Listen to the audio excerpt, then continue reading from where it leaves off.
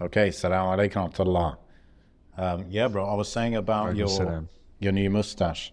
What's the occasion? I was hoping you would have forgotten. I trimmed my mustache too much. Oh, okay, it was a mistake. Okay, that's what happened. It was a mistake, and I was like, you know what? Hmm. No, I'm not even going to say what I thought. I'm not even going to say what I thought. I just thought I'd try a new style given the current event, but I didn't. Oh. That's what I'm going to say about that. I just got it. That's naughty, bro. I thought, oh, what if I do this too short? Oh. And then after a while, I got used to it, and I forgot about it until you reminded me. So thanks, man. It's all right. No problem, bro. Have you ever gone mustacheless? Of course, I think many times I've done that now. Even in the recordings of the podcast, you'll see it a few times. Although I never used the actual blade thing. I don't have any of those. Yeah, I don't like it. Like, look at that. I'm not a fan. Yeah. I know there's an opinion. I think in the Hanafi,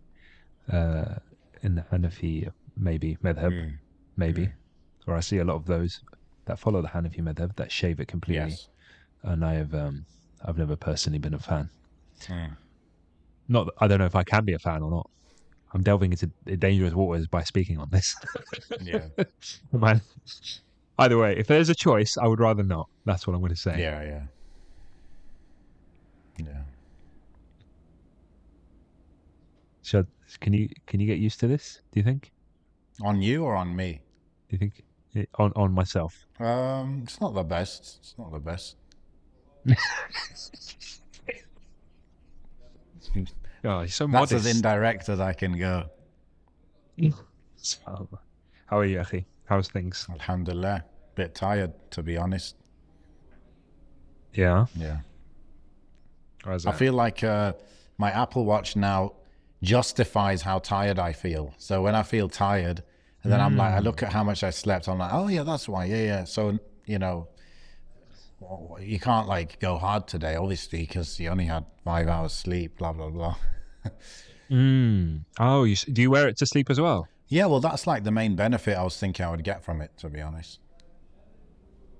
Yeah, I used to do that the first few months and then kind of gave up on doing it. It's actually more comfortable than I expected. It really I don't feel it at all on my wrist, so that's good. I was a bit concerned about that, especially sleeping with it, and the battery life as well. But no, it's good. It's good, and it's been showing me how little deep sleep I'm getting, how little REM sleep I'm getting. So at least I know. Oh, right. Like, I know there's work to do in those areas. Like, if I feel like I wake up and I'm not, refreshed, then I can at least say, okay, it's probably because of those things. It's not because there's something wrong with my metabolism or, those kind of, deeper issues. Yeah, I suppose so. There's loads of different things that you can wear, isn't there? Digital products that track sleep now. Yeah. Like, that Aura ring. I've seen ring. the Yeah, ring. there's a few rings now, actually. Yeah. I was between the Aura ring and the Apple Watch, and the Aura ring has a subscription, so, that's not nice. But the upside on it was it's like you charge it like once a week versus the watch. I mean, people say the normal Apple Watch lasts a day, but I get it to 2 days because I just turn a few things off. Yeah, I think the watch, I can't remember. I think it tracks sleep better than the ring or something like that. So yeah. And it's like the same price. Like the ring's like, no, sorry, the ring is like £350 and the watch is like £400. So, but then the ring has a subscription, so the watch ends up being cheaper. Which watch have you got? The new one, 9, just came out. Oh, right. Okay. Yeah, I wouldn't know. I'm still rocking the 6. Yeah, you got yours with the phone plan, isn't it? Yeah, although I've paid all of that off now, but I don't see the need to get another one. I like the new one. I think, yeah. I only use this. I predominantly use it just to track calories and like calories burnt and all that stuff at the gym. And as long as I can do that, then it's fine. Yeah. I do think maybe it was the 7 that they introduced the temperature sensor on it. So that might be like a significant benefit. But what what I learned is between 7 and 9, there's not much difference. Yeah, so. Yeah. I've noticed that with a lot of Apple products actually, because I got the new phone, but before that I had like a 11, I think, and I'm still trying to find the biggest differences. I mean, it definitely runs faster and it's not breaking like the last one, but I think that's a comfortable jump. Yeah. You know, waiting that long to get the next phone, I think is good. But there are some people that get the newest one every year, and it's like, ridiculous. Slow down. There's no Yeah, need. it's ridiculous. Yeah, there's no need. I got the iPhone 15 as well, but that's after like 5 years of. I had Samsung S10. Oh, you're part of the ecosystem Exactly, now. bro. Yeah, They've exactly. got you. They grabbed you. But yeah, it made me realize that. I actually think the software on Samsung is actually better than iPhone. But yeah, it's similar. But yeah, bro, can you imagine the Samsung S10, which is 5-6 years old, and now buying the iPhone 15? Well, I couldn't tell you big differences at all. And that's like 6 years. In 6 years, I couldn't tell you much difference, bro. The main benefit, and I guess the reason I got the iPhone is like the ecosystem. So that's like the only benefit I'm seeing, because I've got like MacBook and these things. But that's kind of crazy, isn't it? Yeah, absolutely. It's kind of like cars, actually. Like most cars kind of look the same now because all the safety standards and all the consumer trends kind of point everything into the same direction. Right. Whilst initially it's kind of like the Wild West. When smartphones came out, it was Wild West. Everyone was doing different things. And now, like, you go to, I always walk past those kind of secondhand stores and look at all the phones on the window, and I glance, you can't really tell the difference. It all just look the same. Yeah. Yeah. I guess it's like, that's the thing with it's like buying a car or buying a keyboard, bro. Like, how interesting is that? It's not very interesting. Yeah, absolutely. Okay, bro. So the main topic of the day, how do we enter this very deep conversation? So we spoke briefly last week about losses that we had in the family. I kind of touched on mine, but you never spoke about yours. I think you lost someone very close to you. Yeah. And you didn't really speak about it, and you wanted to speak about it. I wasn't going to pressure you into talking about it, but I think you want to share lessons and what you've kind of gone through. Yeah. It's one of those. So it's one of those things that you always think, it's quite beneficial to share, isn't it? Yeah. Unless it's too sensitive or whatever. But I feel like, so my mum passed away, Allah yarhamha, like exactly a month ago. Yeah. And a few days after, I was thinking about how I was dealing with it. And I felt like, obviously I didn't know how you felt when you lost your dad, but the way that it came across, I felt similar to you. That's what I thought. I felt similar to you, how you kind of reacted or how you dealt with it. And subhanAllah, like your dad, died from cancer, right? And my mum as well. So, SubhanAllah, yeah. What was for your dad, the gap between like diagnosis and death? Allah yarhamu wa yuwassa alayh. Allah yarhamu. I think he knew before we did, like, that he was ill. So it was maybe a year and a half, or between a year and a half and 2 years. Okay, so even that is very similar. Yeah.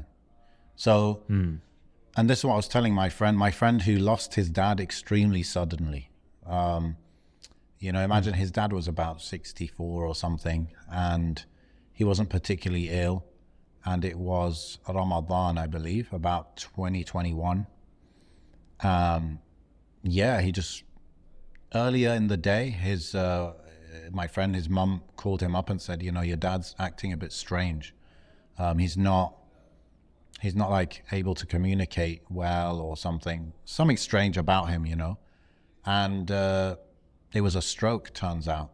And a few hours later, she called him up and said he's gone. And that was in the middle of Corona in Ramadan, and my friend was in another country. He was in Saudi, and his dad died in UAE. and he couldn't get there. I think because of the corona restrictions or something.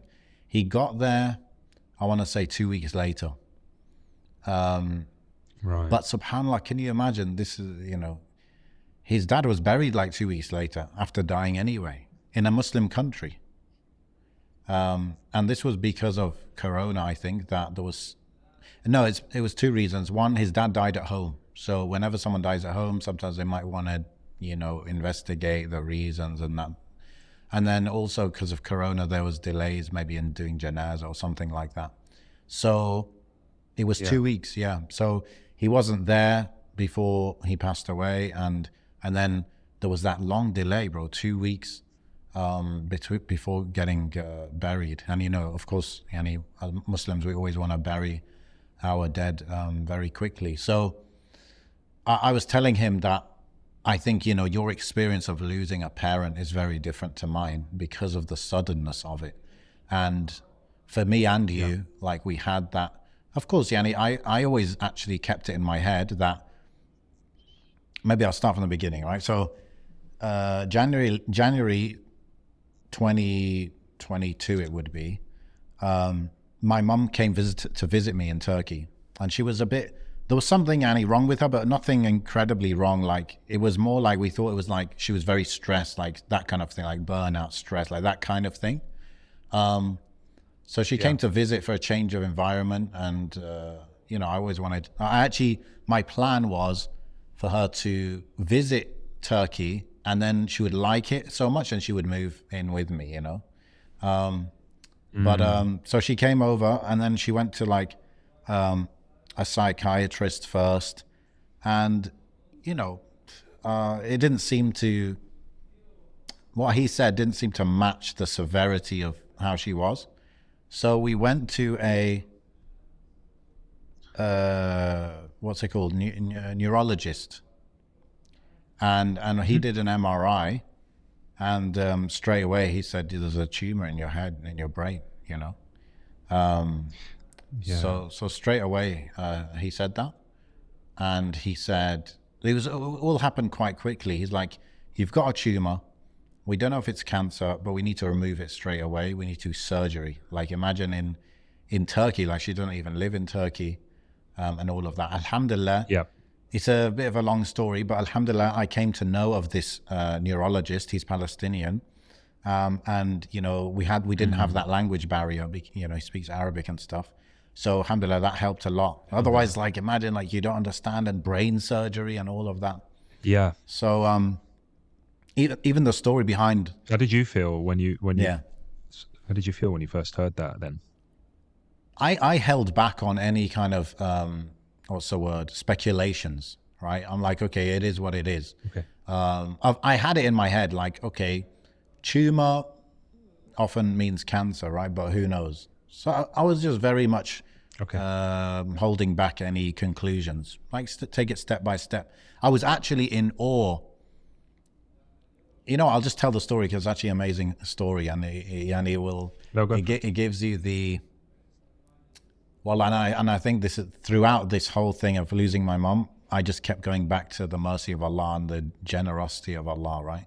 So about 6 months before this, my wife had some sort of like symptoms, some sort of like strange goings on, which seemed to be neurological. So she asked in a WhatsApp group, like, does anyone know a neurologist? And then they pointed her to this man. We went to see him. He's very good, blah, blah, blah. And she did some scans and this and that. But between the first scan, he told her get another scan. Between those two scans, the symptoms went away. So we kind of just left it. We didn't do the second scan. And subhanAllah, then 6 months later, we needed a neurologist. And so, of course, we go to him, right? Now, if I had ever wanted anyone to do brain surgery on my mom, it would be this guy.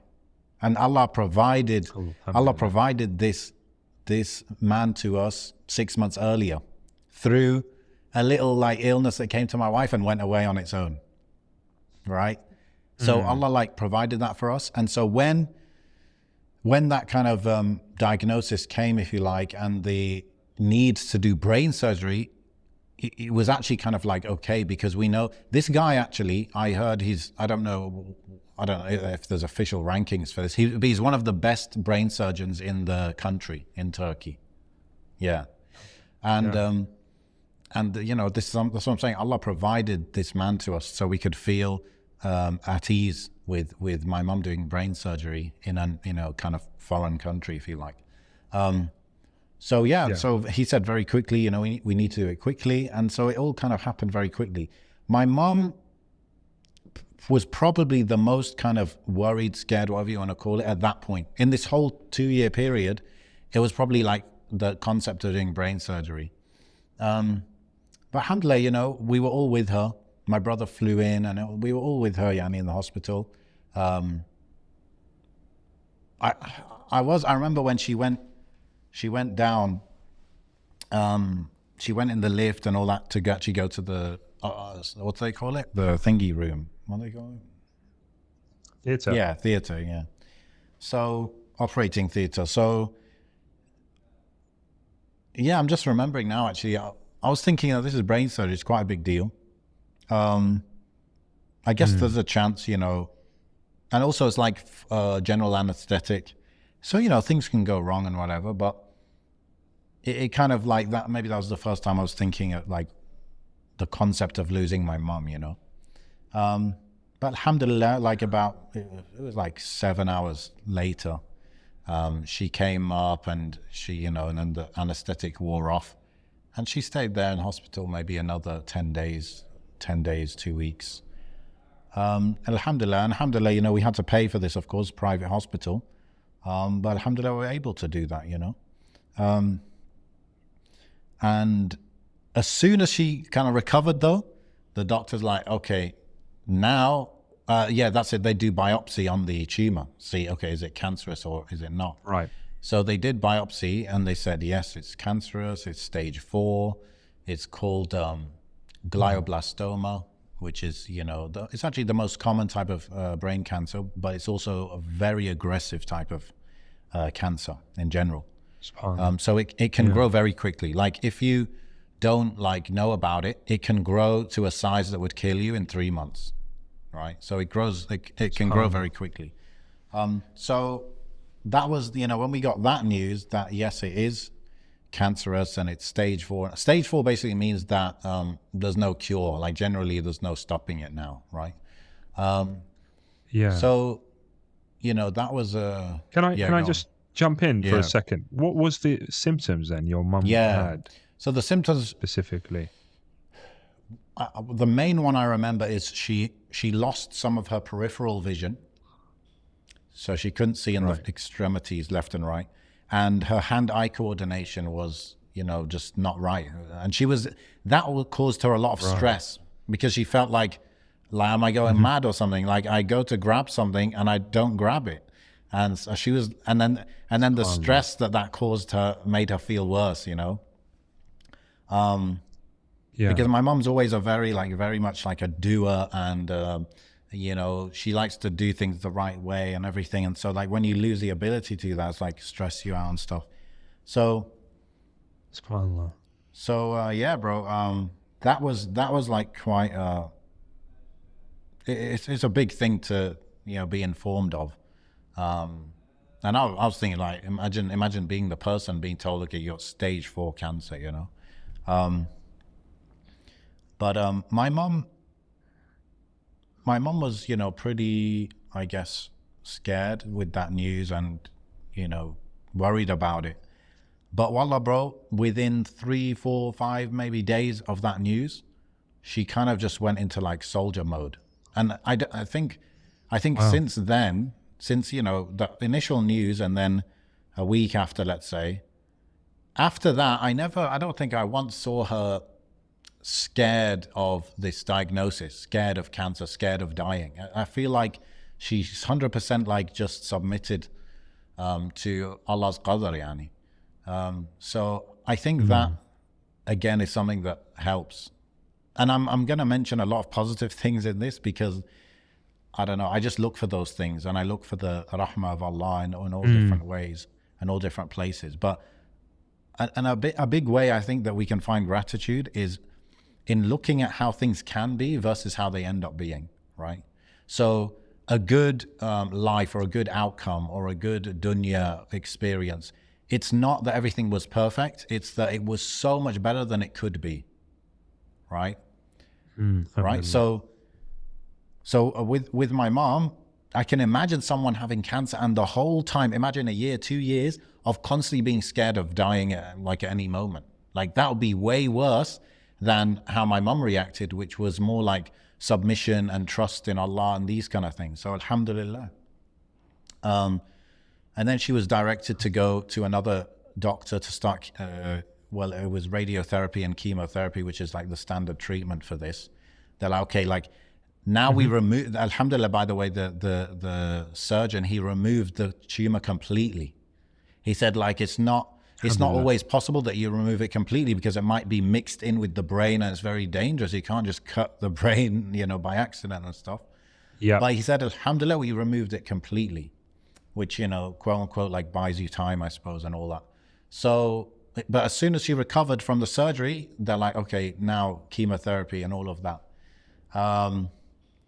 So that was a whole other experience. And then again, bro, when I was going with my mom, and again, this had to happen in Turkey because there was no time to waste in flying to the UK, getting diagnosed in the UK, or like waiting for scans and all that in the UK.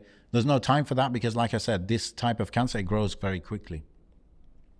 So straight away, go start doing this treatment in Turkey. And when you go to like the cancer ward, bro, you see kids with cancer, you see kids who've lost their hair from chemo. You see all sorts, and their parents are, trying to deal with it, but it's very difficult, bro. Versus, my mom, at least, she's probably 64 at that time. So, it's different, isn't it? It's a bit different. So anyway, alhamdulillah, my mom initially, she was always terrified of MRIs. But after doing 3-4 of them, it became like routine because, when you have, brain cancer, of course, you're constantly doing scans to see the progression of it. Yeah. So she was doing that. And that's why she stayed like, when you come to Turkey with a British passport, you get 90 days, right? Kind of to stay. Okay. So she ended up staying like 89 days because she was doing the whole treatment. And of course, when she got the diagnosis, I started researching. I started looking into this. What is this? How does it work? Blah, blah, blah. And then you come across stuff like, people generally live 12 to 18 months after diagnosis and this kind of thing. Actually, one thing I remember reading is without treatment, you would die within 3 months. And with treatment, you would live like 12 to 18 months or something.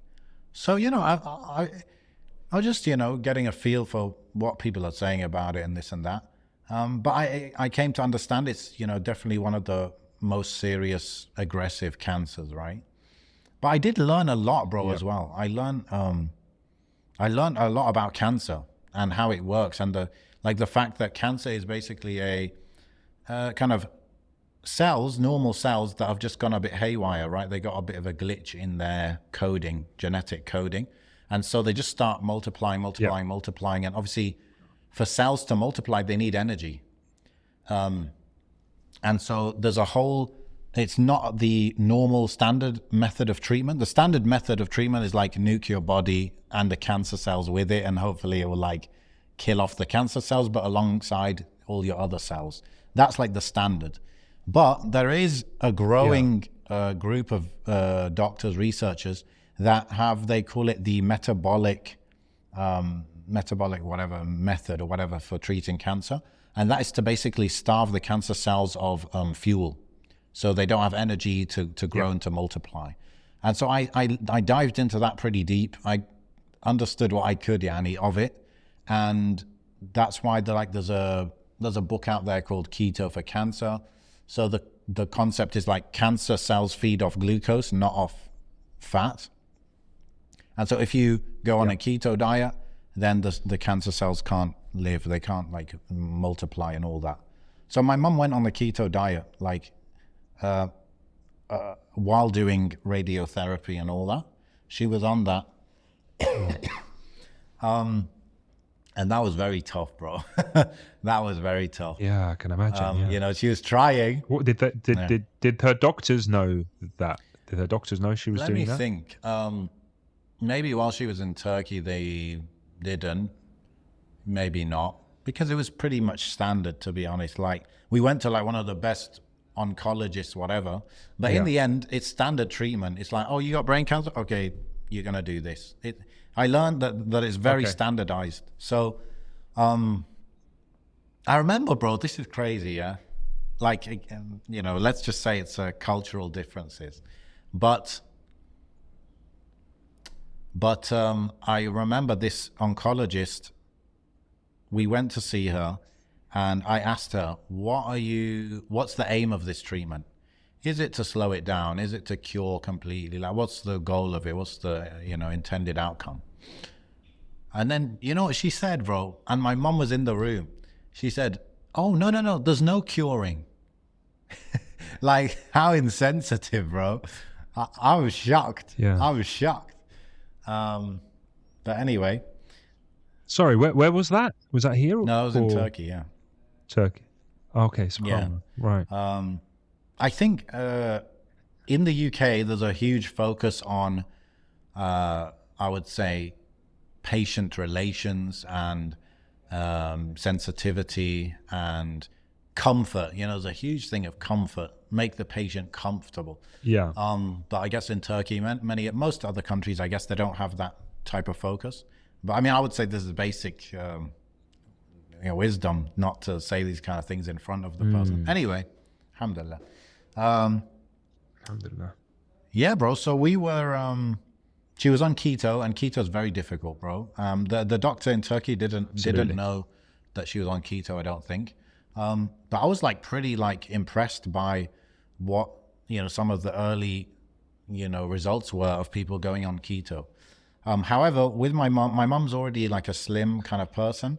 And so she just lost weight until halas, yani it was dangerous to stay on the keto diet.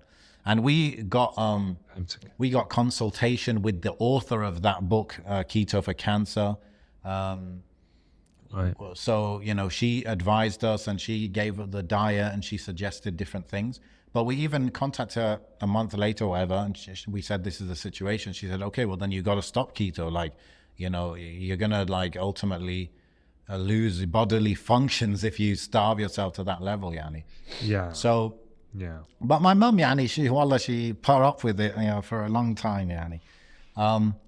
So then she finished her treatment in Turkey. She went back to UK. She did like, she got onto the system in the UK. They, you know, they actually did accept the papers from Turkey, like the diagnosis and all that. And yeah, but they just go pretty standard. It's all standard treatment, bro. There's no like, what I understand is there's no personalization for this. It's like I could do it. I could diagnose, I could prescribe, you know. It's like anyone that comes with brain cancer, glioblastoma. Yeah, okay, so we're gonna do 4 weeks lomustine and this and that. It's all pretty standard, bro. There are a few different chemo like medicines, and the reason for the different ones, I believe, is that they target different types of cancers more effectively. So they would get biopsy of the tumor, and they would look at the genetic makeup of it, and they would say, okay, this one might work better. But I remember, bro, when she had the first kind of consultation with the doctor in the UK, he's like, okay, we're gonna do this chemotherapy, and my sister's like, yeah, we just did that one. Like, didn't you see that?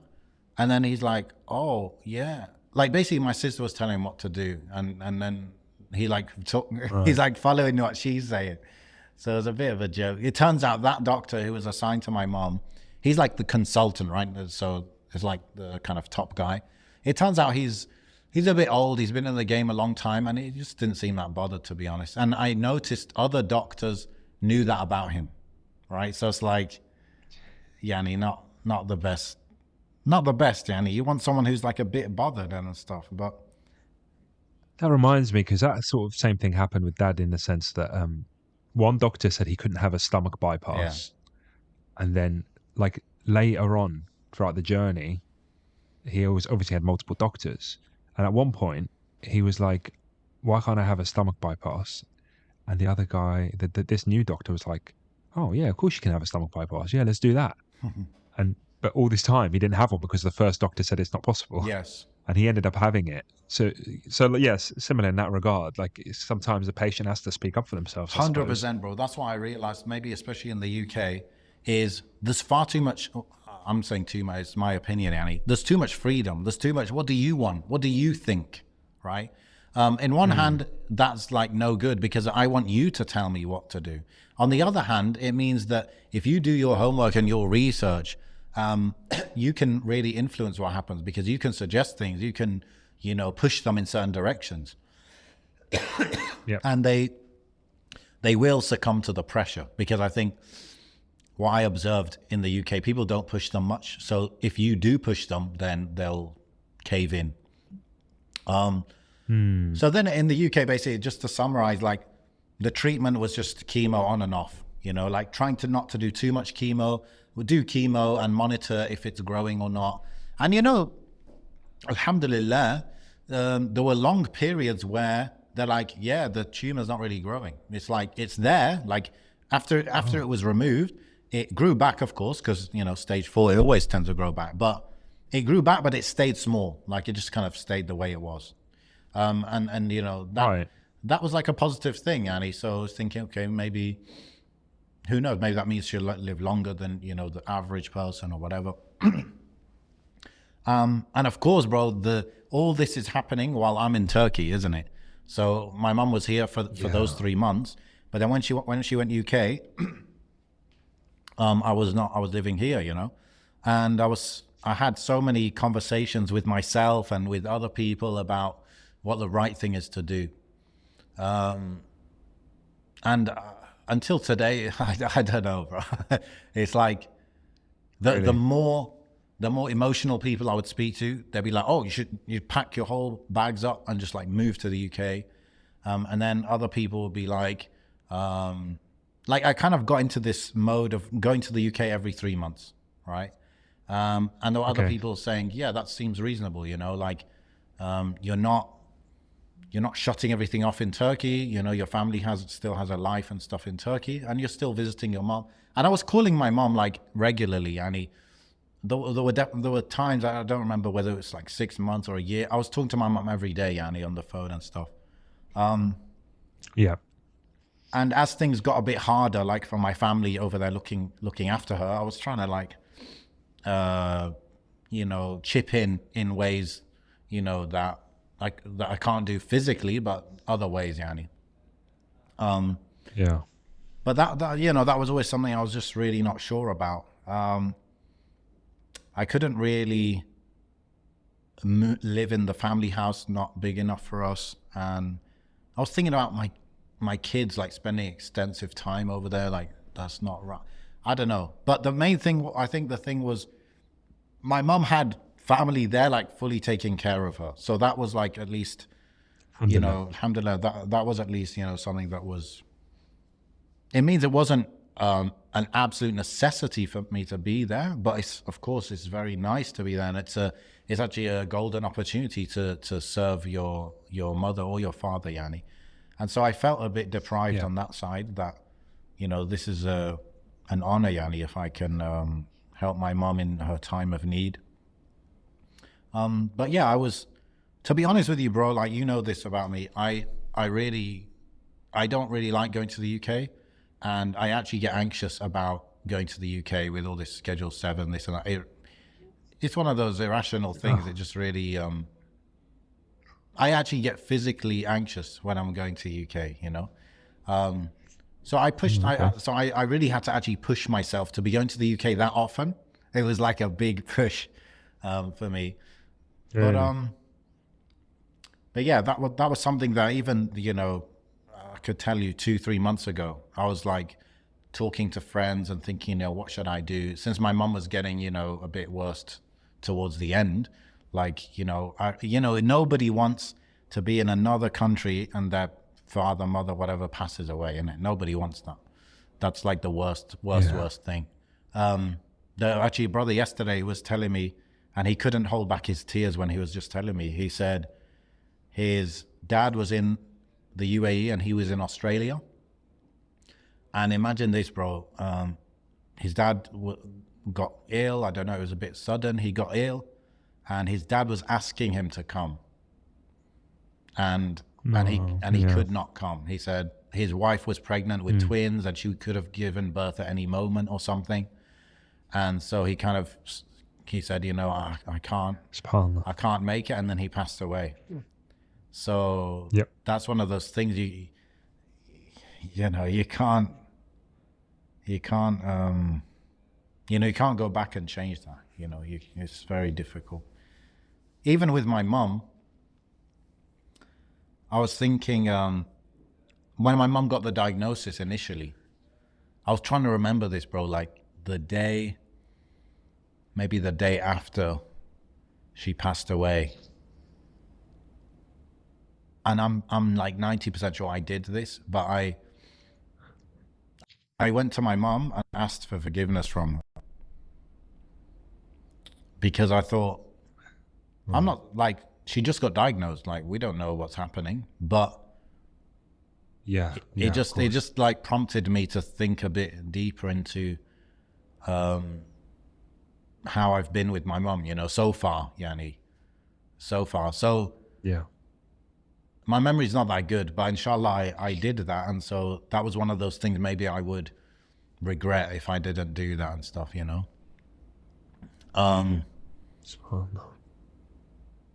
So yeah, bro, like I said, I was constantly not sure what the right thing to do was. Today I can tell you that I don't feel like it was wrong, because maybe it's just purely because of the way that things ended, because the last month of my mom's life I was there with her. When she passed away, I was there with her. Alhamdulillah. And I was trying to contribute throughout the whole process. I was trying to visit trying to balance it, I suppose. That's what I was trying to do. I was trying to balance it, and all of that is with the context of my family. Jazakumullahu khairan, was looking after her. But yeah, bro, I would say that maybe 4, 5, 6 months ago, she started to degrade psychologically more, to the level where, like, I call her, it's not, you can't really have a proper conversation. She's not fully understanding. For example, many times she wouldn't know where she is in the house. Am I upstairs? Am I downstairs? Am I, So that's another thing that you could say made it less sudden, because when someone isn't fully there with you, like conscious of everything, all the details of the environment. To be honest with you, bro, like, I don't know if this happened to your dad or not, but it's like you start to lose them at that point, actually. Yeah, absolutely. And so it was kind of gradual in that sense. Can you remember the last like proper conscious conversation? Ooh. Or was it very gradual? No, I mean, I don't remember a specific conversation, being like, okay, that was normal and that this was not normal, right? So I guess, it was gradual in that sense. I do remember maybe the beginning of it was when I would like be saying something to her, and then it's like she didn't even hear me. She didn't even understand like what I just said, kind of thing. She she's still there. She's still like, whatever, asking for help with things or whatever. But I was always quite, I wanted to always go, when I visit her, I want to always bring my kids. I want her to see the kids and enjoy the kids. But like the last time we were there, I felt she didn't really enjoy the kids because she wasn't like fully, present, if you like. So, it's it's a shame, but this is qadar Allah, alhamdulillah. Alhamdulillah. That's another thing. I'm so pleased with, is that I mean, I didn't really do it, but Allah gave me kids that I could, that could bring joy to my mom, That's one of Alhamdulillah, the, alhamdulillah. honestly, I feel like it's one of the best things a child can do for their parents is to, bring them grandkids, basically, right? Definitely, definitely. And, my mom, you could say, my son's 4, my eldest son, he's 4 when she passed away. So it's not that long, Yanni, you could say, and I don't know how much he's going to remember of her when he's older, but, in that time, she was always, getting him things, and she got him a bike. He still got that bike and blah, blah, blah. So alhamdulillah. Yeah. Yeah. And then, like I said, bro, like maybe the last 6 months until today, it was just like that kind of slow degradation. And there was always like, I think the last time she did chemo might have been 6, 7 months ago. Like there was long periods with no chemo because she wasn't physically able to take it. And we were always thinking like, okay, if the cancer is not growing quickly, and she's a bit weak, then okay, we'll delay. All the time, bro, she was taking all sorts of different supplements that I found that might help. Like you never know, Yani. There was this, maybe you've heard of soursop. It's like it's like a plant or a fruit from the Amazon. It's kind of, apparently it helps. I mean, these kind of things, bro, shifa is from Allah, and your time of death and all that is from Allah. But it's just about, okay, did I do what I could, follow the means, take whatever means you can. So when I hear of a plant that apparently helps, and it's just a plant, so there's no like side effects, not some sort of concentrated dose or whatever. So I was getting those kind of things. So she was taking a few different things, a few different, just general health supplements. And of course she has the medication as well. So the last few months she was taking those things. She wasn't really doing chemo. But maybe, I would tell you something, bro, like maybe 2-3 months before she passed away, the doctors they went into giving up mode, and I kind of don't blame them because they do this every day. It's not their mom. It's not their mom. So maybe the incorrect thing about that though is you never know, and you have a duty, right? Obviously they're not Muslim, but in front of Allah, you have a duty to do what you could and to trust in Allah and to expect the best from Allah. For them, it's like, okay, yes, it's a pattern now. When someone reaches this kind of symptoms, this kind of behavior, this kind of thing, okay, they got a few months less. There's not much we can do for them. Class, we're not going to spend too much energy over them. So we got that. We understood that, but alhamdulillah, that's what I'm saying, because my family was very active in it, specifically my sister, Yani, very active in pushing them do this, ask them about that, call them about that. That definitely helped, that definitely helped. So yeah, bro, the day I arrived in the UK, the most recent time, was it that day or the day after? It was the day after. She went to hospital because we didn't know what it was, but it was an infection. Because, obviously your immune system's weak from chemo, this and that. So she got an infection and she was in hospital. So she was in hospital for like a whole week. So that was actually a sweet time, bro. That was actually a nice time where I was just like, go in the morning to the hospital and stay till night and then come home and kind of just do that every day and just be with her and bully the nurses a bit to give her some extra attention and stuff.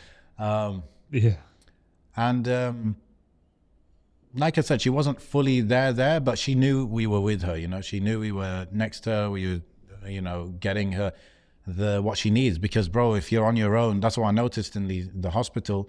A lot of the people, as you would know, a lot of the people there, they're on their own. Their family's not able to come every day or all day. A lot of these older women in the ward, the top level was like Indian lady, her daughter comes every day to her, but it's like after work, like 5-6 p.m, stay for an hour or two, go home. That's the most you're gonna get. And then for the others, their kids might come to them on the weekend only, Annie. So you just get whatever the nurses give you, and the nurses are juggling all sorts of things, of course. So the fact that we could be there And my work allows for me to be there, to even go to the UK, right? And allows all these things. Alhamdulillah, we were able to be there. We were able to get her stuff. We were able to push the nurses to get her stuff, all of that. So she was there for a whole week, and she only got out of the hospital after a week because we pushed and pushed and pushed and pushed to get her out. Because they, of course, they don't want lawsuits. They're extremely careful. They're like, they would rather keep, even though they have a lack of beds and it costs them money and all that, they would rather keep her longer and longer, but don't have this risk of, any lawsuits. Oh, you didn't do this properly, or she got home and then she fell over. Oh, that's your fault, blah, blah, blah, right? But we were like pushing hard, and alhamdulillah, we got her out. Because what the big thing we didn't want is, because you're in hospital, you're not getting up, right? You're not getting up. Yeah. When you don't get up, you lose your ability to walk, innit? And when you can't walk, life is very different when you can't walk, you need to use your leg muscles to be able to use your leg muscles, innit? So we were very in a rush to get her home so that she wouldn't lose that ability to walk, because she had an infection about a year ago. She was in hospital for 2 weeks, and then she couldn't walk, and then she had to learn again to walk and get the strength again to walk. Right. And by the way, bro, this whole time, from when she was diagnosed, alhamdulillah rabbil alameen, her iman increased, her ibadah increased, her adhkar increased. So these are all good things, bro. Like, that's what I'm saying. The difference, some people, they might get bad news and they go opposite direction. Well, you never know. May Allah protect us, bro. May Allah give us firmness. And so your dad had the same situation, right? Where it got him closer to Allah. Yeah. So this is the best thing, bro. Alhamdulillah. I was even thinking when my mom got diagnosed and I look it up and it says, okay, 12 months, 18 months. I was a bit shocked, but I was thinking like, okay, well, what do you want? You want your mom to live 5 more years, 10 more years, 20 more years, 50 more years? Like, it's not, we want time with our parents. We want to serve our parents. We want the dua of our parents, all of this. But it's not ultimately, we know it's not about the time on earth. It's how the time is spent. And it's about the ending of your life, how good that is in front of Allah, yani. So I always used to remind myself of that. It's about 2 things. I narrowed it down to 2 things in my head. I'm like, am I serving my mom in a way that, Yawm al-Qiyamah, she won't hold anything against me? And is she serving Allah, and is her relationship with Allah good? If these 2 things are good, khalas, be grateful. Be grateful, because it's a dunya and things are not perfect. But these 2 things almost make it perfect. These 2 things is like 97% of it, So alhamdulillah, bro, that was also a big thing, where it's like, when you're losing your mom bit by bit, but the fact that every night she's doing her adhkar and she's praying, and and I had the ability, when my mom can't do wudu, I'm doing wudu for her, These are beautiful things, Yani. These are beautiful things for her to do and for you to be able to help her with, isn't it? So always keeping those things up. What was the Prophet ﷺ, his last words? Well, his last words apparently was Ar-Rafiq al-A'la, right? The best of company. But before that, what was he saying? As-salah, as-salah, wa ma malakat aymanukum. So the prayer, bro, the prayer. So that's the biggest thing. And it really made me think, like, my mom literally, if she mentally, she would not remember to pray. Like, she's just not fully there, yani. She would not remember. But if you tell her, oh, you're going to pray now, it's time for Fajr, it's time for Dhuhr, then she'd be like, okay, I'm going to pray. And she just, for me, bro, it's not about, was her prayer proper? Like, because in the last few weeks, it was really all over the place. But it's about being able to go to Allah and say, I did not leave the prayer. I never left the prayer. I was praying, like my mom, we tell her, okay, now I'm going to do wudu for you. Okay, yes. Okay, now you're going to pray. Do you know what you're going to pray? She'll just be like, Maghrib, for example. And it's like, it's fully daytime. So she's not fully there. But then when she's praying, she says, Allahu Akbar. She reads Fatiha, and then she forgets she's praying even, for example. But that's not the point, is it? That's not the point. Well, I don't even know if Allah will hold her accountable for praying or not, but we do our best, isn't it? So, No, of course. so I was just kept thinking that, inshallah, ya Rab, my mum it will never be able to be said about her that she left the prayer. She never left the prayer, no matter how ill she was. So yeah, but that was a week in hospital. Then we got her home. But then 2 weeks later, she got another infection. And so then she had to go hospital. And subhanAllah, this is something that if I was careful, I would go nuts about. But this is the qadr of Allah. We're pleased with it. When she left the hospital that first time, they said in the scan, we saw a little something in her lungs. And they said, it could be an infection, or it could actually be cancer in her lungs. And they said, well, the respiratory people, they're going to look into it and they'll get back to you. But they never got back to us. Right. They never got back to us.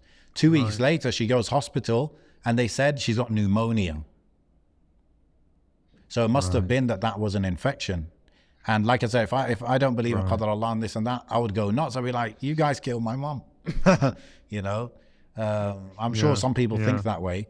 But my mom got to hospital. She had a cough like 3-4 days before that. She had a cough, but it didn't seem like a crazy cough. But when she got to hospital, she went with ambulance, emergency, everything. They said her whole lung is full of pneumonia.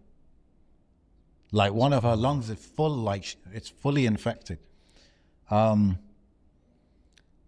subhanAllah, you know, we that day, she seemed short of breath and stuff, which makes sense now afterwards when we found out.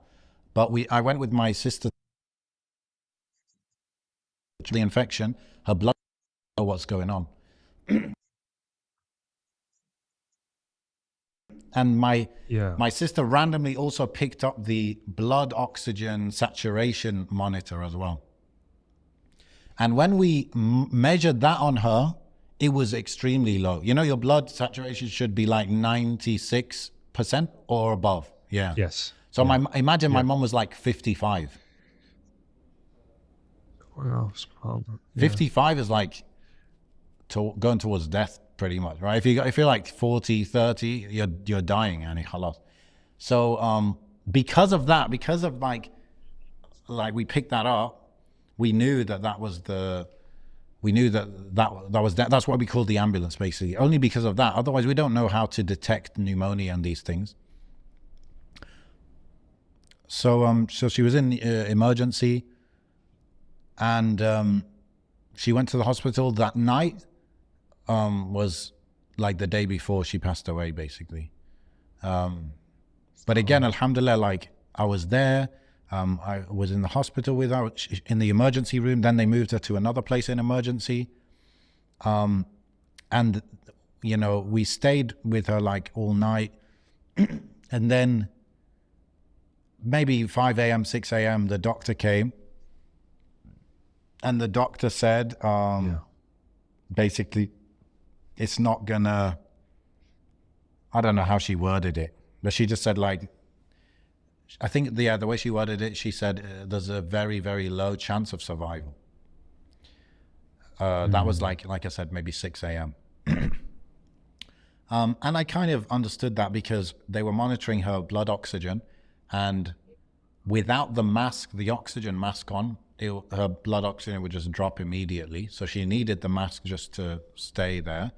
But even with the mask, her blood oxygen was dropping. Like, so initially it was like 80 something, but then it was going 77, 75, 70, like that.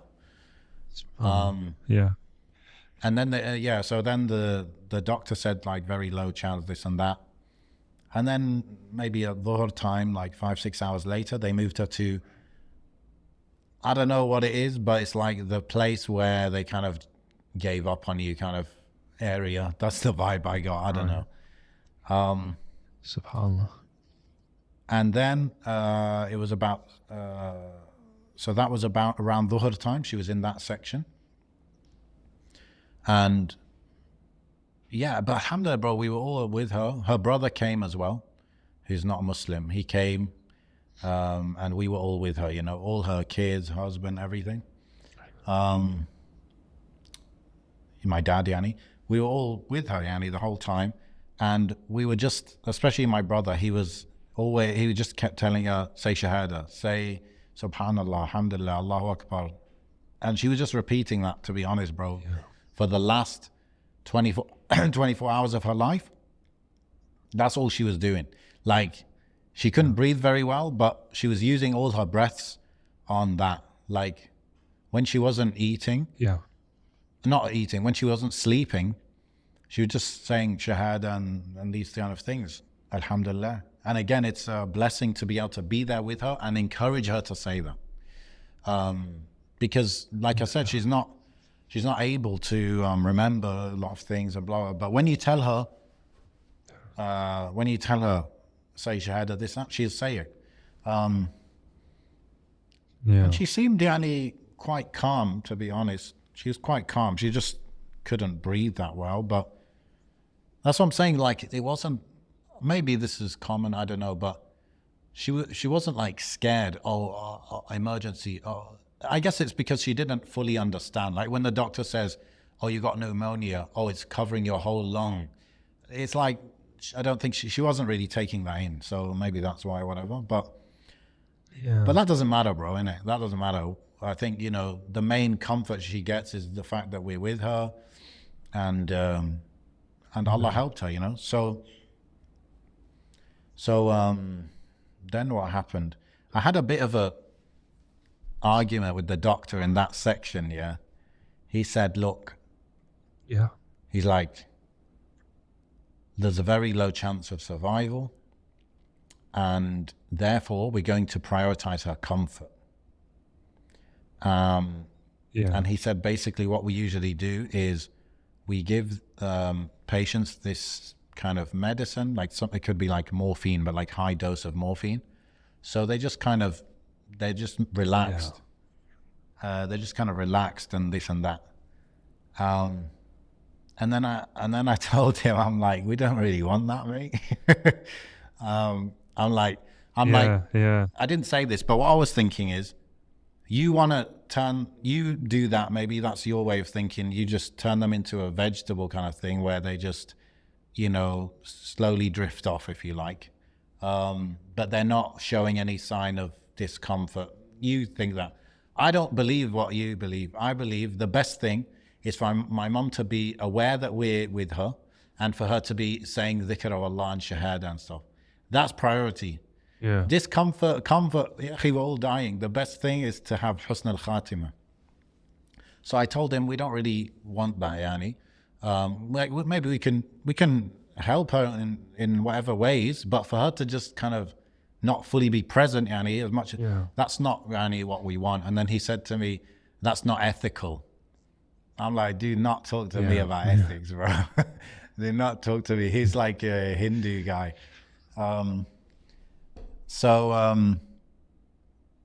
Did they do it in the end? I mean, it's all up to us. We said, we can do a little bit. Don't go hardcore with it. But to be honest, like, it didn't last that long anyway, so it didn't make much difference in that way. But I think she also prayed, like, those last 24 hours, I don't think she prayed maybe 2 of the prayers or something. But her last few hours, she did pray, alhamdulillah. And we were with her, and there was a prayer room in the hospital, so I just went to pray Asr. While I was praying, bro, I was getting phone call while I was praying. So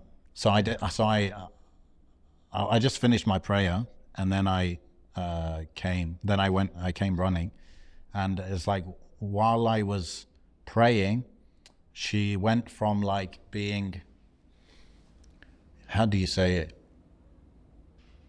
She was a bit kind of like uncomfortable. She was a bit uncomfortable, so she was saying like, she just like a bit anxious or just a bit uncomfortable kind of thing. But then there was a moment, and this is when I was praying Asr, there was a moment when that kind of stopped. I guess you could say it was kind of like she went kind of into coma or something like that. Right. But then I was there like straight away. I only went away for 5 minutes to pray. Yeah, and then she was maybe 3 minutes later, her pulse was gone or whatever. But alhamdulillah, like, we don't know if she was conscious at that time or not, but we were just reminding her of Shahada, and that's the main thing. Her brother was there, and like I said, her brother's not Muslim. He was telling me earlier in the day, he said it's very difficult for me to see her like this. But like I said, bro, the whole time I was just thinking, look, bro, this is 2 years, inshallah, of kafarat al-dhunub, of a test from Allah of when you get this kind of news or this kind of diagnosis, how will you react? And I feel my mum, alhamdulillah, reacted well. And Alhamdulillah. And then, like, from my side as well, the fact I'm with her, so when she's in discomfort, I'm just thinking kafarat al-dhunub. I'm not thinking like maybe he was, which is like life is about pleasure and the lack of discomfort, right? But he was just saying like he can't deal with it. And he's my uncle, bro. He's like 60 whatever years old, and he's got a lot of life experience and stuff, but it's all the framing, I guess, the way you see things. Yeah. And that day, actually, bro, I didn't mention this. I had the flight to come home that day, to come back to Turkey that day. Yeah. And it was like 7 a.m. I was outside the hospital because there's no signal there for some reason. I went outside to get signal, and I was like just trying to change my ticket. I'm like, what date do I even, my mom's like in bad condition, what date do I even change it to? So I just changed it, whatever. I think it was like 10 days, 2 weeks in the future. I could always change it again, whatever. But this is, again, another beautiful thing. This is ni'mah from Allah. When I was booking that return flight, bro, it was the 7th of October that I ended up booking. But I was hovering my mouse on the 5th, on the 6th. I was like, I don't know how long I'm going to stay, whatever. But I was like, 5th, 6th, 7th, like, okay, I'll just pick 7th. Well, it was just like that I picked the 7th. Imagine I picked the 5th. Yep. I would have gone home because my mom, there's no signs that there was anything, particularly bad. So again, ni'mah from Allah, like I was there, bro. Alhamdulillah. I was there. And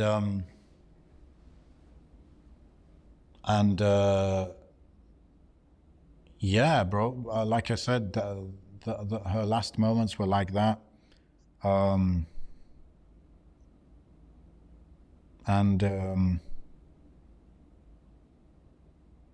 don't know, alhamdulillah. Has it hit you yet? That's what I'm saying, like, for days after, I was thinking maybe it didn't hit me yet, But, I think now is that those two things I mentioned, the most important things, and I think you mentioned something similar as well with your dad. If these two things, I feel okay about it, then alhamdulillah, I have to remind myself, this is what really matters. This is what really matters. Yeah.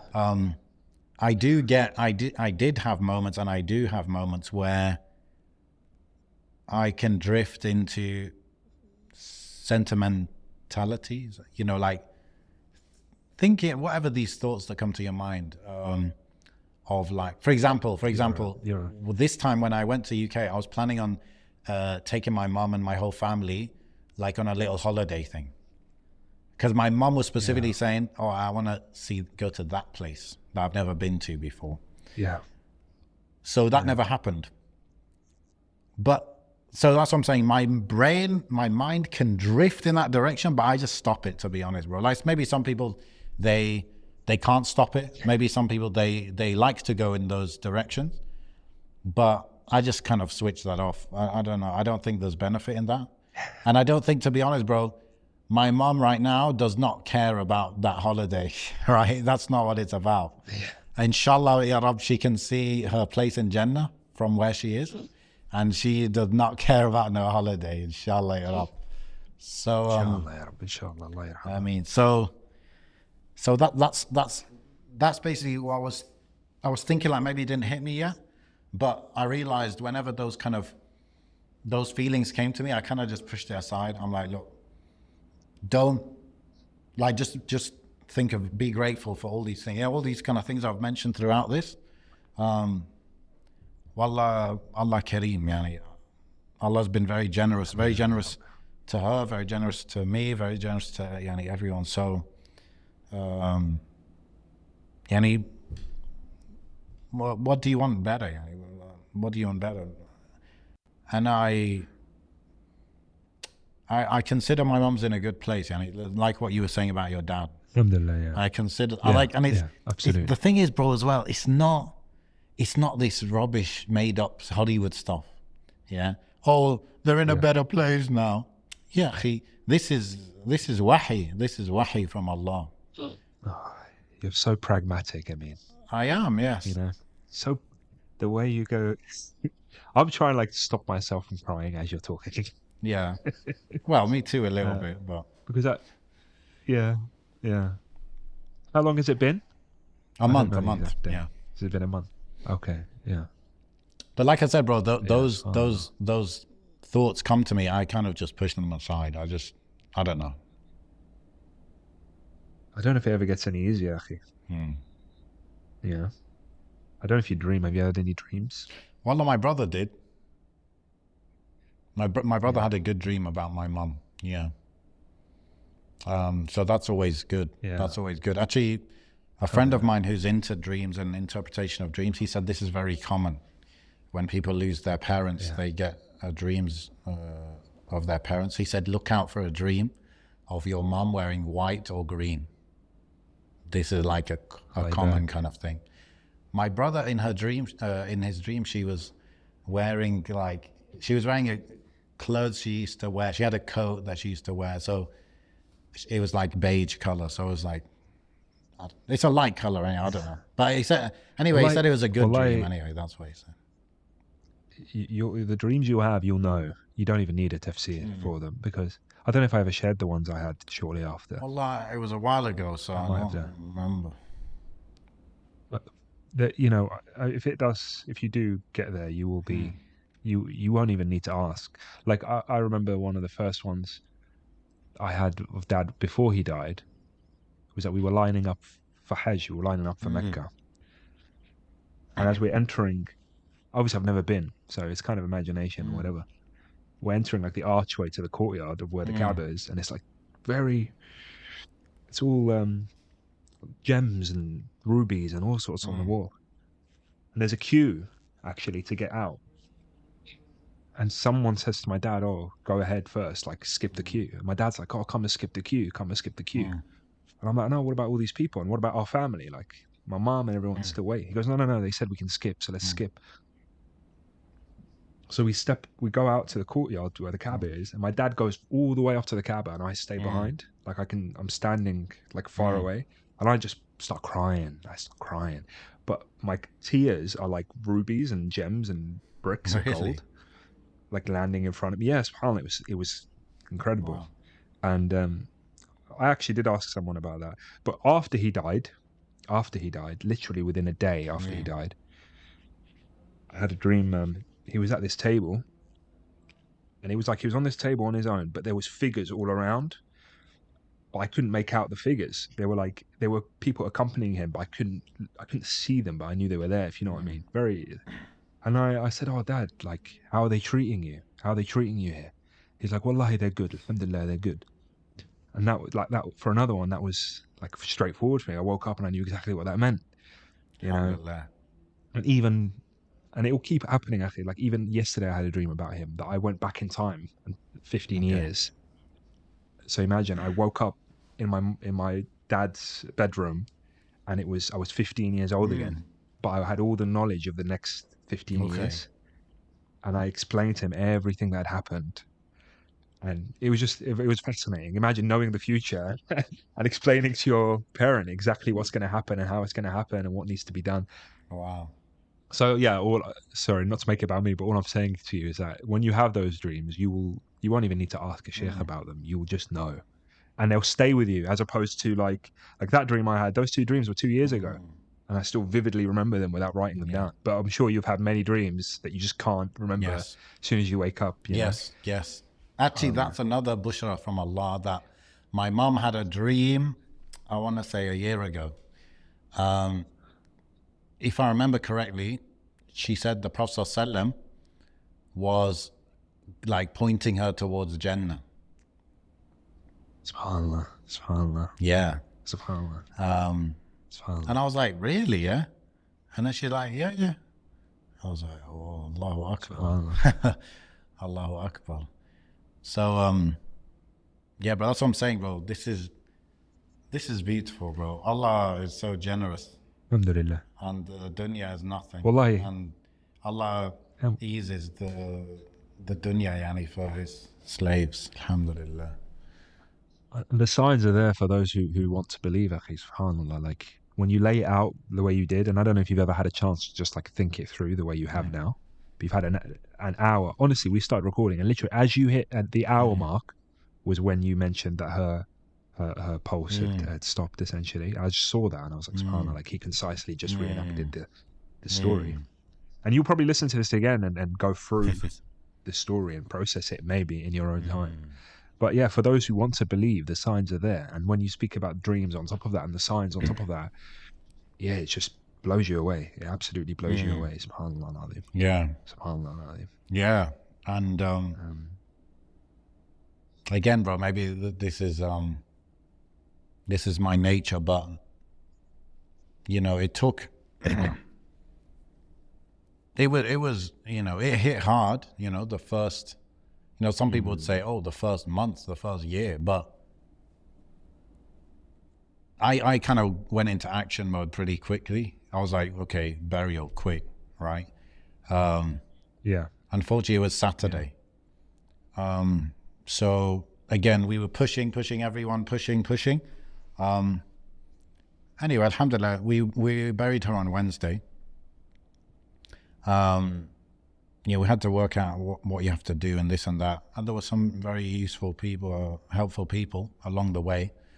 But that, even that, bro, it's not as quick as you would like, right? But I found that beautiful as well. My sister did the ghusl, and my wife did the ghusl, and I led the prayer, janazah. And for example, a good friend of mine, his family's in Birmingham, okay, but he lives in Qatar. And I messaged him and I said, maybe your brother can come to the janazah. And they said, oh, I'm in the UK. I'm in the UK, and I just extended for 3 more days, so I'll come as well. Like, he's not normally there, but he came. Happened to be there. And yeah, we had a lot of people, you know, helping out. A lot of people, like the janazah was not after a salah, you know. So that's, you know, you'd like it to be after a salah, but you know, in the interest of doing it as quick as possible, that's just what we ended up with. But alhamdulillah, we had, you know, good turnout, and like I said, I was able to lead the prayer to make sure, you know, the dua, there's enough time to say everything properly. And you know, I want to say, is it sunnah? I believe it's sunnah to, when you do the ghusl, that you put this kafur on them. And this kafur has the most amazing smell. And it's mentioned in the Quran, isn't it? What was it? Is it Surah Al-Insan, I think. So, alhamdulillah, they had some of this and they put it on my mum, and this is all I could smell when we were, you know, when I saw my mum the last time, and then we, you know, buried her and everything. That's all I could smell, and we were, you know, putting the soil over. That's all I was just smelling this. And yeah, I just tried to do everything properly, you know, everything the sunnah way, everything the best way possible. Like even, for example, it's recommended to stay. Once you bury them, you stay for a bit and you make dua for them, especially at that time. Because the Prophet ﷺ said when he, I don't know who they were burying, he said when they put them in the grave and they covered them, he said, make dua for your brother now because he's being questioned right now. SubhanAllah. So it's quite I don't know what the word is. It's shocking. It's yeah, to think that is happening. But at least you can follow the sunnah. Again, it gives you this relief. You know, you can do these things that's going to help. It's gonna do these things that can help, and so this is what we did. You know, I stuck around because they sense that presence of people. And I mean, this is what the hadith of, who was it?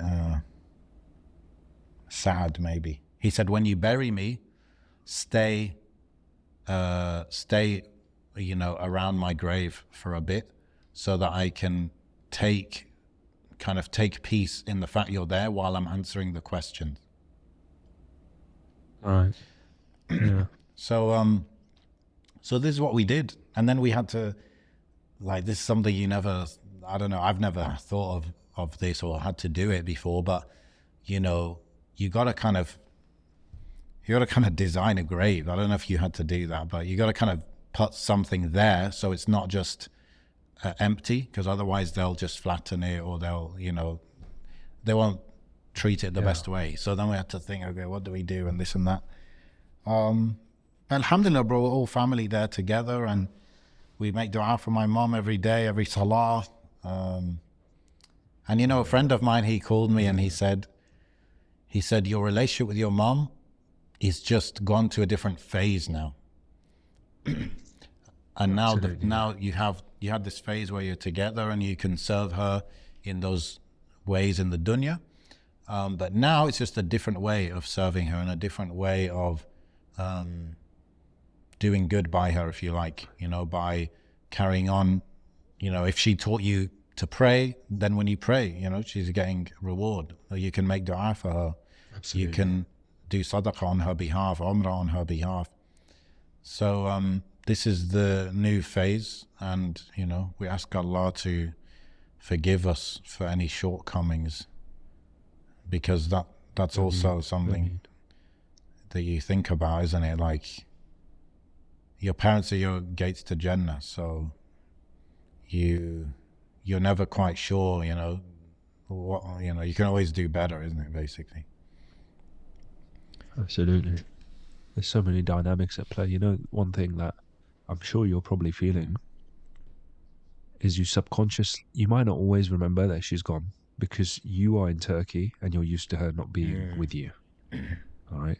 And I will still have flashes till this day where I think he's in Tunisia because I'm used to him not being with me. Right. And I think that's something that it's a double-edged sword, because on one hand it can give you the patience to carry on with your day because nothing really in front of you has been affected. Yeah. But on the other hand, like, you forget and a jolt will hit you and you'll remember, you know. And I'm sure you're still like picking up your phone, like about to text her something or whatever, and you remember. Well, that happened to me last week. I was going to call her. Yeah. SubhanAllah. Yeah. May Allah make it easy for you, Akhi, and your family. And from the sounds of it, I think your sister did a lot of work. Exactly, bro. May Allah reward her, Akhi, because she's obviously a lady, and your mum would have needed a lot of care and attention. Exactly.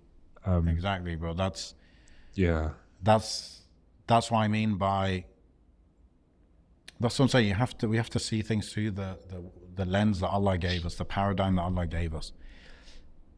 For example, when we were in the hospital, you know, the first time my mum had an infection, they were like, "Oh, we don't think she should go home. She needs help. We don't want to burden you too much, so we want to have help in place for when she goes home, and this and that."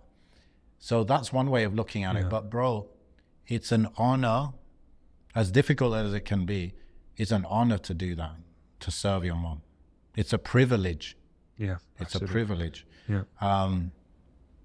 And you know, let's be real, you know, that's something I didn't do nothing, but I wasn't living there, was I? So I missed out on that privilege, or part of that privilege.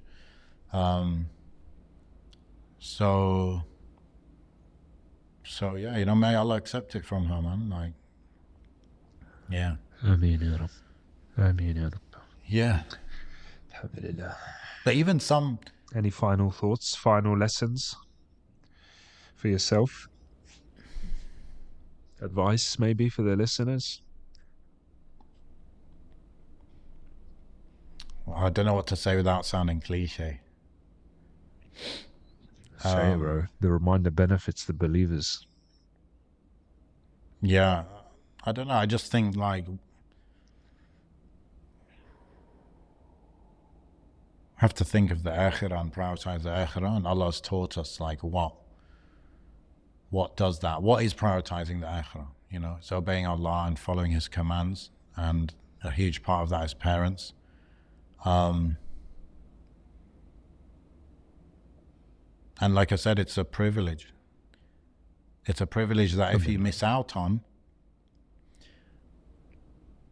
it's not like, oh, I missed out on, I don't know, changing the nappy. Oh, it's a dirty thing. No, changing nappy is not a privilege. Yeah. But taking care of your parents is a privilege. And this is actually a big thing as well, bro, is when people, like we often talk about moving to different countries, your parents is a big factor in that, you know, whether, you know, to make sure you're kind of living near them or to bring them with you, or I would actually recommend to push hard on that. If you're able to kind of provide for them and all that, and they're able, and, you know, their health allows it, is to really try and bring them with you. You do not want to be stuck, and this is many people in this position, you don't want to be stuck between your parents and your kids' upbringing in a Muslim country and choosing one of those. And that's why some people, bro, like, their parents are in Australia and they live in Turkey. That's mission. Yeah. Some people a bit closer. Yeah. Some people, their parents are too ill to come with them. Their parents are able. So whatever it is, but that's something actually to factor into your hijrah plans and stuff. 100%. Yeah. And yeah, I just, you know, sometimes when I was thinking about the best course of action in different scenarios, you know, when it comes to my mom over the last years, it just really felt deeply like this is where the talk turns to action. Really, isn't it? This is where you have to prove prove what you said on all those podcasts. You have to prove that it's actually what you believe, what you think, what you know, and act upon it and stuff. Absolutely. You know? So yeah, what can I say, bro? Prioritize what Allah wants you to prioritize, and Allah said it, you know, Allah said it. Allah mentioned His name right close to the parents. And I also think about myself, like myself and my kids, and, you know, maybe if I live that long, you know, when I get older, like, made me think about that. And I don't know, I guess raising your kids right, because it's a fitna for your kids. If you don't raise your kids right, and to have that respect, and to have that, you know, drive to obey Allah, this is a big fitna for them, bro. If you need that help when you're older, and then they're not able to get themselves to chip in, now you create a fitna for them, actually. So but overall, bro, alhamdulillah, it's always good to be grateful to Allah, because when you thank Allah, then He gives you more. He gives you more. And so maybe when I was telling the whole thing, I feel like that was a theme, is just trying to be grateful and seeing the positive things, and seeing how Allah is actually so generous and so merciful, and also like we kind of mentioned it a bit last episode, thinking about the people in Gaza.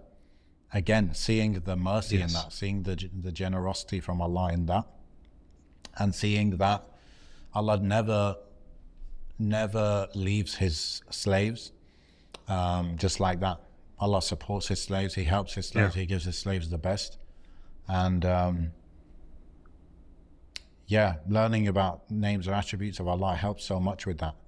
And being able to interpret the world through the Quran and through the Hadith, this is the best thing. And I can do a little bit of it, but the more you learn, the more you can do it, and the more you see the world the way Allah wishes you to see it, so that you get those kind of, you can understand those moments when the Prophet ﷺ, was it when he was digging the trench for the battle, and he said, what did he say about the palaces of Kisra? Basically, I can see that we're going to conquer Persia, basically.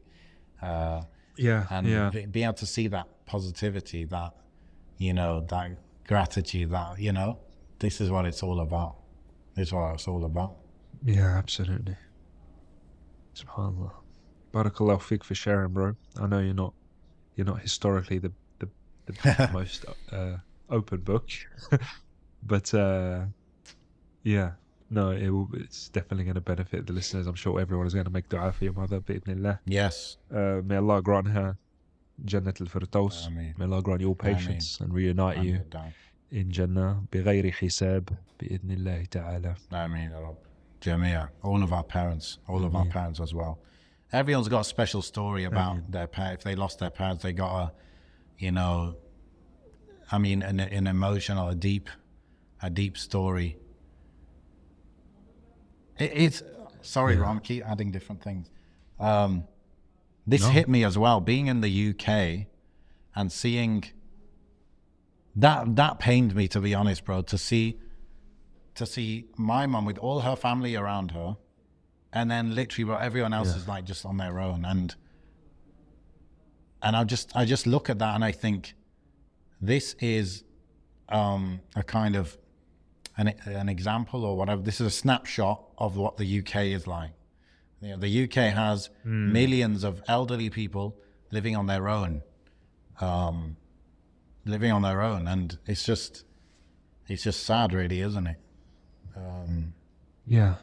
So again, it's another thing to be grateful for, that Allah gave us Islam to guide us in these ways as well, to guide us in terms of these societal ills. And when people get more comfortable, more individualistic, whatever, there's these things from Allah that are undeniable, that rips you back away from the individualism of it,